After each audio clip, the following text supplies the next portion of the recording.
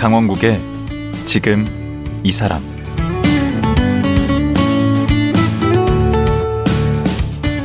안녕하세요. 강원국입니다. 크리스마스는 종교적 의미를 떠나 누구나 함께 기뻐하고 즐거워하는 날입니다. 그런데 꼭 성탄절이 아니라도 국적, 종교, 민족에 관계없이 함께 모여 기도하고 공동체 생활을 하는 곳이 있습니다. 프랑스에 있는 떼제 공동체인데요. 우리나라에도 화곡동에 떼제 공동체가 있습니다. 그 떼제 공동체의 유일한 한국인 신한열 수사가 크리스마스 이브에 전하는 이야기, 오늘 함께 나눠보겠습니다.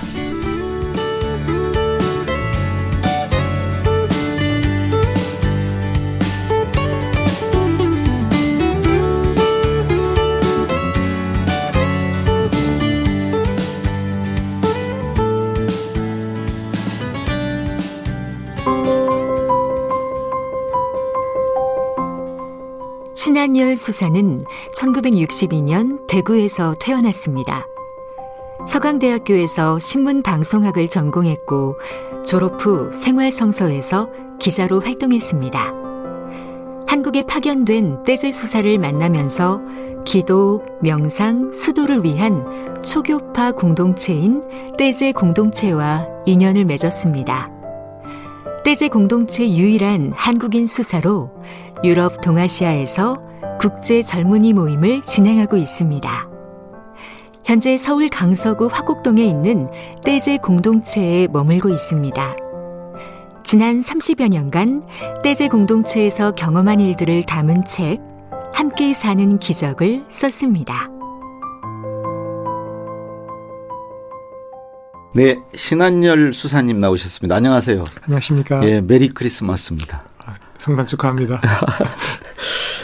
그 수사님은 쭉 그 프랑스에 계셔서 이쪽 이제 오신 지 얼마나 되셨죠? 한국에 들어오신 지? 1년 조금 지났습니다. 1년. 예, 작년 가을에 왔습니다. 프랑스에는 얼마나 계시다 오신 거죠? 프랑스에서는 만으로는 32년, 한 네. 33년 가량 프랑스에 네. 살다가 왔습니다. 그러면 지금 뭐 프랑스 사신 기간이 더 기시겠네요. 그렇죠. 한국에서 산 기간보다 훨씬 길죠. 네. 아니 한국도 요만큼 되면 원래 이제 막 크리스마스 분위기로 뭐 그랬는데 얼마 전부터는 이게 그런 분위기를 못 느끼겠어요. 특히 이제 코로나 이후에 더 그런 것 같고 별로 이게 크리스마스 못 느끼시겠죠. 근데 전 정말 이렇게 좀 조용할 때 네. 정말 크리스마스를 진정한 크리스마스 의미도 새기면서 살 수 있겠구나. 작년도 그렇고 금년도 오히려 전 더 좋다고 생각합니다. 아 그렇게 또 보실 수도 있겠네요. 그렇죠. 시끌벅적한 것이 아니고 예수님 오셨던 것도 아주 겸손하게 비천한 모습으로 마곡간에서 태어나시지 않습니까? 구세주가 이렇게 가난한 모습으로 오셨구나. 또 그 인간 모습이 그죠? 인간의 한계라고 할까 여러 가지 어려움들, 외로움들 뭐 그런 거 생각할 때 연말이니까요. 오히려 아주 조용한 크리스마스가 조용한 더 크리스마스 의미가 때 있긴. 특히 신자들은 더 잘 챙길 수 있지 않을까 생각합니다. 제가 이제 수사님이라고 소개를 했는데 이 수사님은 신부님하고 어떻게 다른 건가요? 수사들은 그리스도교에서 독신, 수도 공동체 생활하는 사람들을 수사라고 부릅니다. 예. 여성의 경우에는 수녀라는 말이 있겠죠. 그런데 예. 이건 뭐 수사하니까 선비 사자가 붙으니까 좀 거창하게 보이는데 예. 사실은 영어로는 brother, 거의 모든 나라 말에서는 brother, frère, brother. 이제 그냥 형, 동생, 그죠? 이웃집 아저씨처럼 그런 아주 뭐 평범한 평신도 수도사. 남자 독신 수도자다. 예. 그리스도교에서. 네. 그런데 지금 소속은 그 떼제라는 데로 돼 있잖아요. 예, 제 공동체는 떼제 공동체입니다. 예, 떼제 공동체. 예. 예, 좀 설명을 좀 해주시죠. 예, 떼제는 프랑스에 있는 작은 마을 이름인데요. 네. 떼제에 있는 공동체. 저희들은 개신교 여러 교파들 출신들 형제들과 가톨릭 형제들이 함께 살고 있는 전 세계 한 30여 개국에서 모인 한 90여 명의 수사들이 속해 있는 공동체입니다. 아. 그래서 그 마을 이름을 따서 떼제 공동체라고 부르고요. 예. 여기에 전 세계에서 청년들이 예. 지난 한 50년 전부터 예. 많은 청년들이 찾아오고 있어요. 매주 많을 때는 수천 명씩 네. 와서 일주일씩 지내고 갑니다. 그럼 1년에 뭐 한 10만 명 뭐 10만 명 이상 모이죠. 예. 지금도 그렇습니까? 코로나. 이제 코로나 때문에 좀 봉쇄 기간에는 못 오다가 네. 또 봉쇄가 풀리면 또 프랑스나 유럽에서 사람들이 오고 해서 작년, 금년, 여름에는 봉쇄가 없을 때는 또 뭐 많을 때는 1,000명씩, 뭐 적을 때 몇백 명씩 이렇게 모이고 있습니다. 이 원래 연원이 어떻게 되는 거죠? 언제부터 이게 떼제라는 게 1940년에 네. 1940년 그때는 이제 2차 대전이 아주 한창일 때였죠. 네.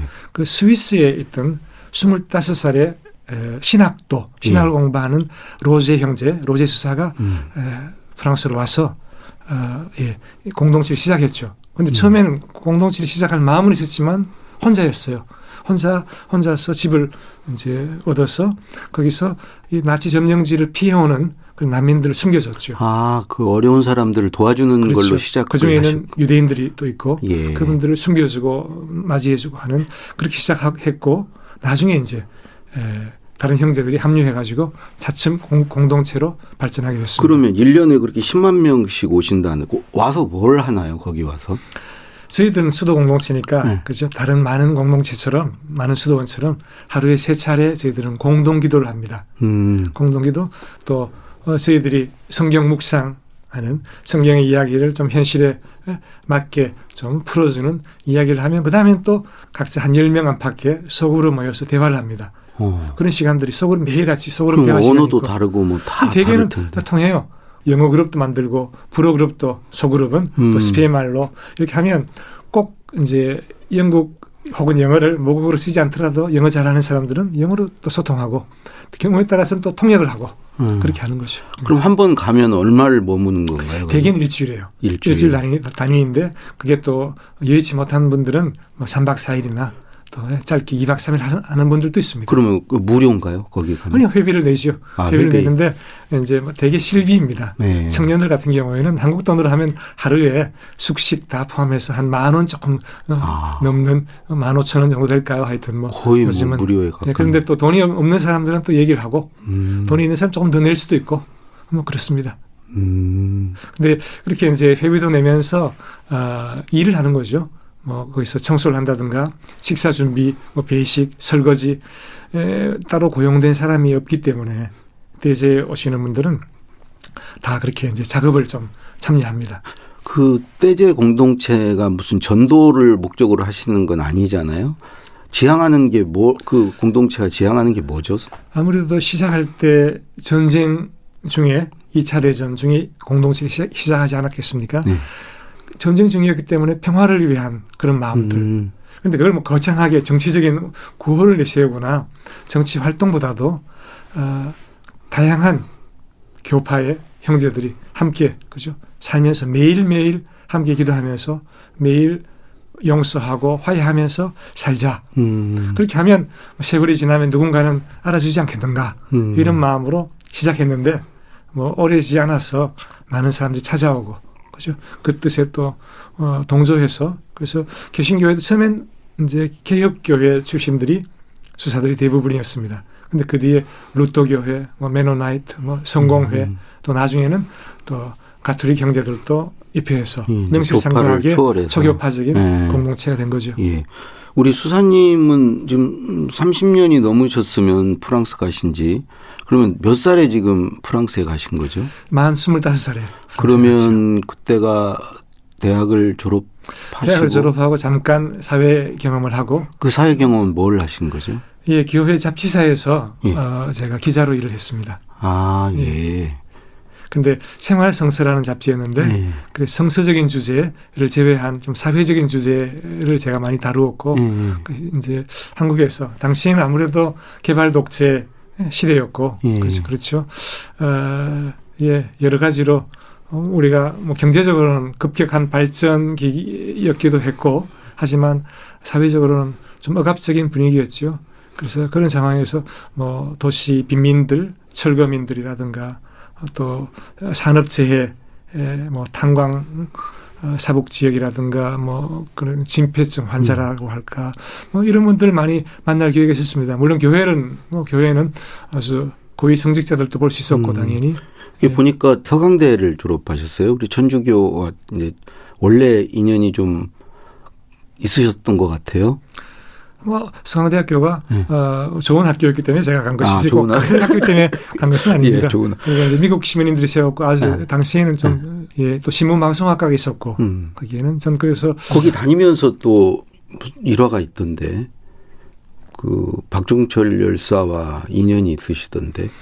예, 제가 학교 앞에서 하숙을 했는데 그 박종철 열사 형님이 같이 하숙을 했습니다. 형님이 서강대를 다니셨고요. 예, 2년 선배인데 예. 그래서 이제 재수하면서 박종철 열사가 아마 6월인지 뭐 그렇게 처음부터 온 건 아니고 왔던 것 같아요. 그러니까 박종철 열사가 그 당시 재수생이시죠. 재수생일 때 어디선가 재수하다가 이제 형의 하숙집으로 합류한 거죠. 그때 제가 좀 같이 좀 있었습니다. 뭐 일화 같은 거 없습니까? 예, 아주 그 박종철 열사는 정말 부산 기억이. 말투로 정말 늘 이제 우리가 뭐 하숙생이 여러 명이기 때문에 그 수도가에서 세수를 하거나 할 때 자기가 먼저 나왔어도 제가 오면 형이 먼저 하이소 이러면서 양보하기도 하고 저는 그런 기억이 있습니다. 예. 그리고는 사실은 나중에는 대학 입학한 이후에는 못 만났는데 그때 박종철 열사가 남영동 치안본부 대공분실에서 그렇게 너무나 무참하고 비극적으로 돌아가신 다음에 신문 보도를 보고 알게 되었고 찾아가게 됐습니다. 그 형님하고는 뭐 최근까지 뭐 연락을 좀 하시나요? 제가 한국에 있을 때는 당연히 알았죠. 그렇게 만났고 박종철 열사 뭐 장례 과정에서도 그렇게 알았고 만났고 집을 찾아갔고요. 이번에 한국에 와서 한번 작년에 1월입니다. 그 박종철 열사 그 기일날 마석 모란공원에 가서 만났습니다. 아이고, 예. 그 떼제 공동체 가게 된 것도 학교 다닐 때 은사님, 교수님의 추천으로 갔다고 들었는데.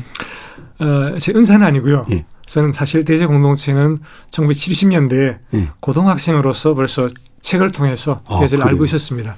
떼제 공동체가 교파를 초월해서 아마 저한테는 깊은 인상으로 이런 공동체가 있구나 생각했는데 대학에 입학해서 우연히 떼제 공동체 수사님을 만났죠. 이분은 당시에는 불어 강사였는데 제가 의학 실습실에 제가 영어 공부하러 들어갔다가 잘못 들어가서 우연히 이렇게 불어였어요. 그래서 고등학교 때는 일본말을 배웠고 대학교에서는 제가 제2외국어는 또 독일말을 배우고 있었는데 그래서 불어 시간에 잘못 들어가서 뭐 제가 그래도 금방 실습실 나가지는 않고 1시간 동안 앉아 있었죠.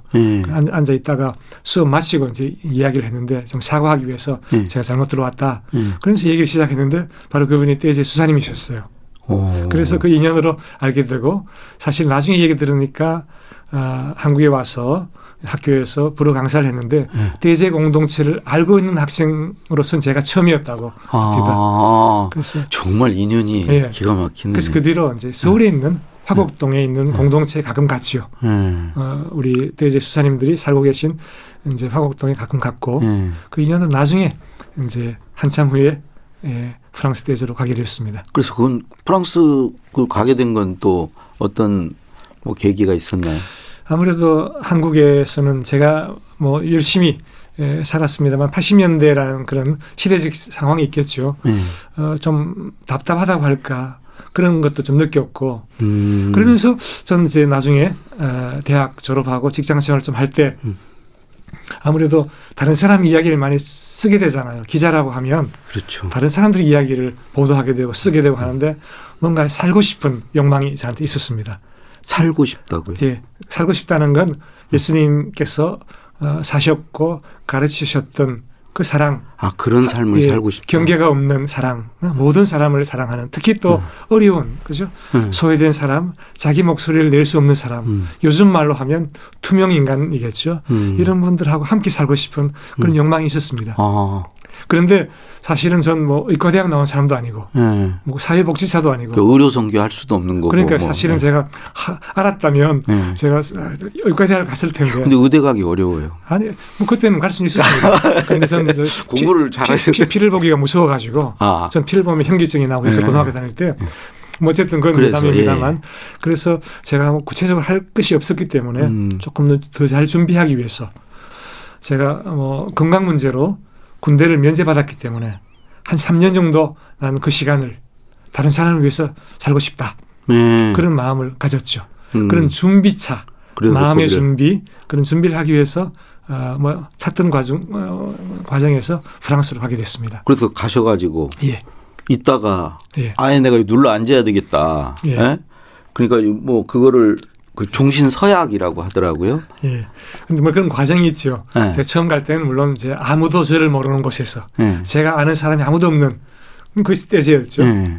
한국이 아니고 네. 먼 나라에 가서 지내면서 정말 삶에 대해서도 어떻게 살 것인가, 삶에 대해서도 생각을 하고 뭐 그런 마음으로 갔는데 가보니까 너무 좋은 거예요. 예. 도착하는 순간부터 프랑스 시골인데 예. 그죠? 여름이었습니다. 예. 귀뚜라미 소리, 새 소리, 예. 낮에는 새 소리, 저녁이 되면 벌레 소리가 들리고 오. 그렇죠. 그런 나이팅게일 소리가 들리고 한 그런 시골에서 세계 각국에서 온 젊은이들이 있는 거예요. 유럽 여러 나라는 물론이고 아프리카에서, 뭐 미국에서, 남미에서. 그래서 남미에서 온 친구들, 특히 이제 칠레 친구들하고 또 많은 얘기를 나눴습니다. 네. 칠레도 마찬가지로 군부 독재하에 있었기 때문에 그때 한국과 피노체트인가? 비슷한 네. 피노체트 네.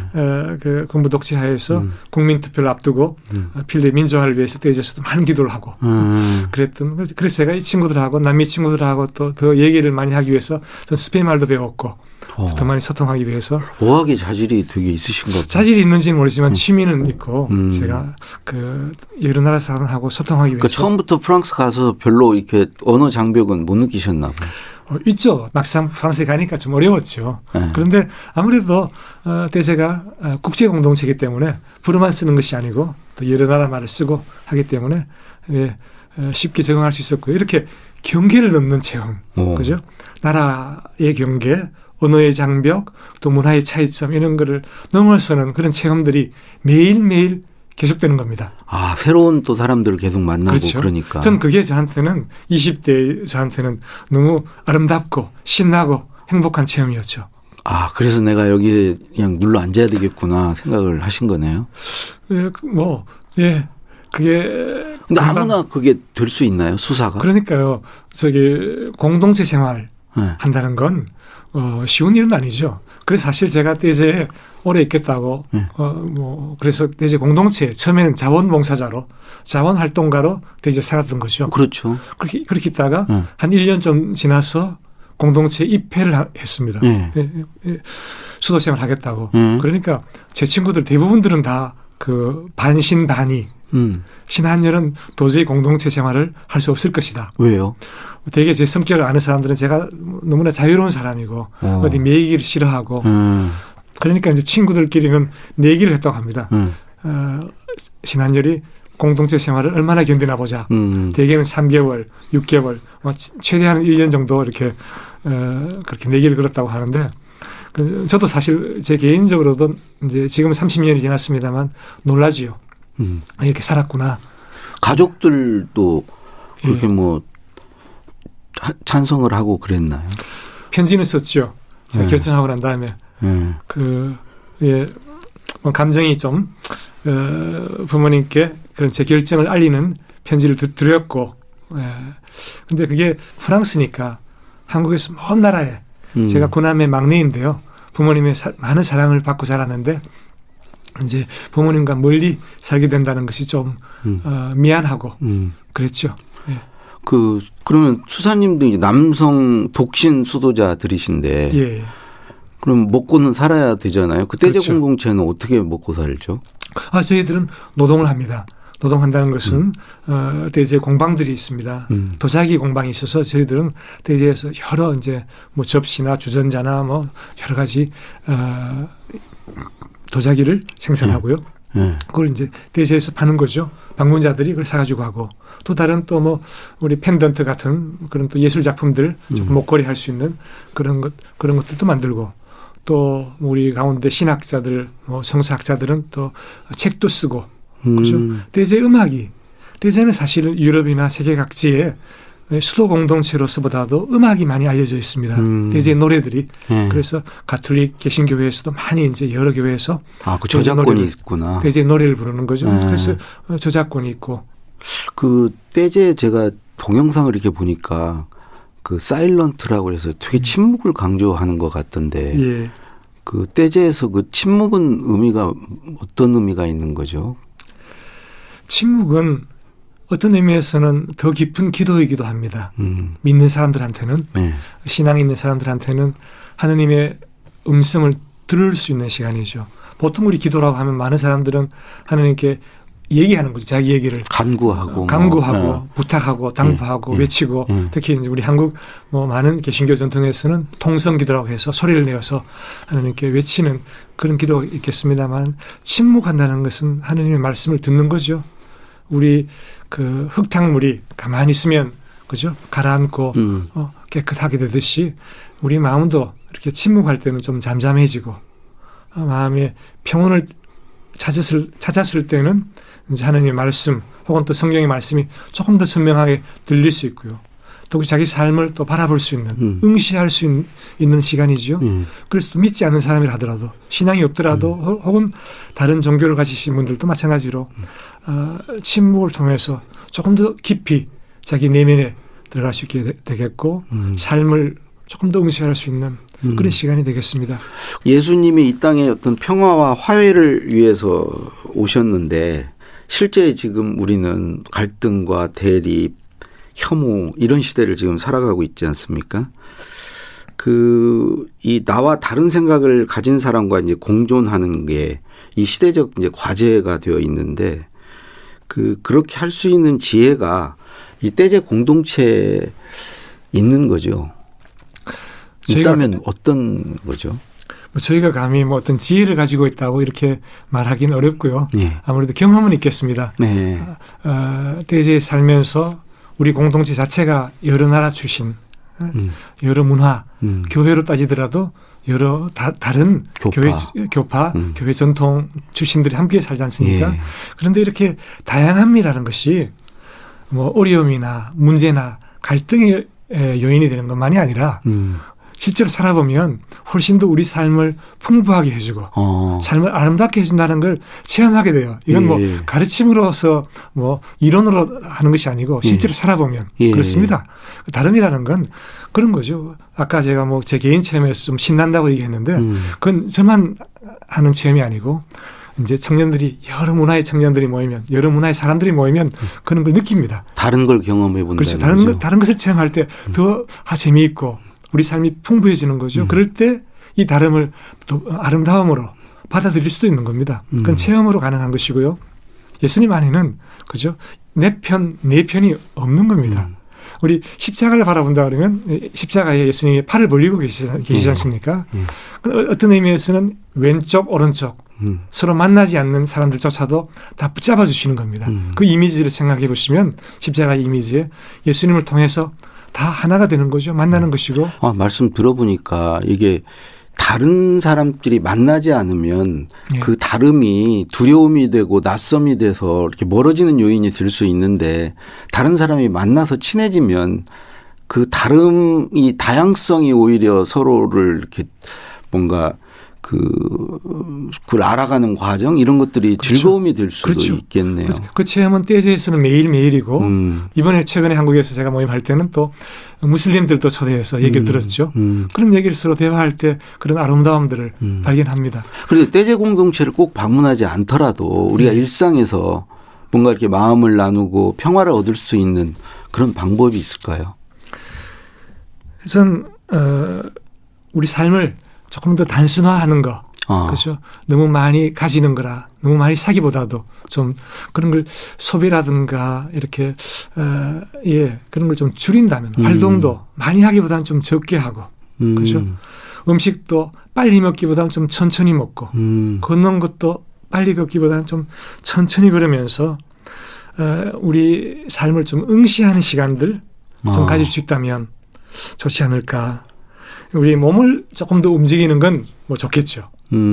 그렇지만 다른 우린 지금 너무 많은 걸 하고 있기 때문에 너무 바쁘게 산다. 너무 바쁘게 살고 그렇기 때문에 자기 삶조차도 그죠 깊이 심호흡하면서 응시할 시간이 많지 않거든요.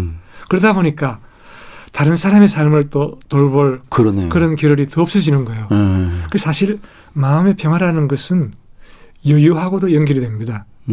마음의 시간의 여유 없이 마음의 평화를 발견한다는 건 좀 어렵거든요.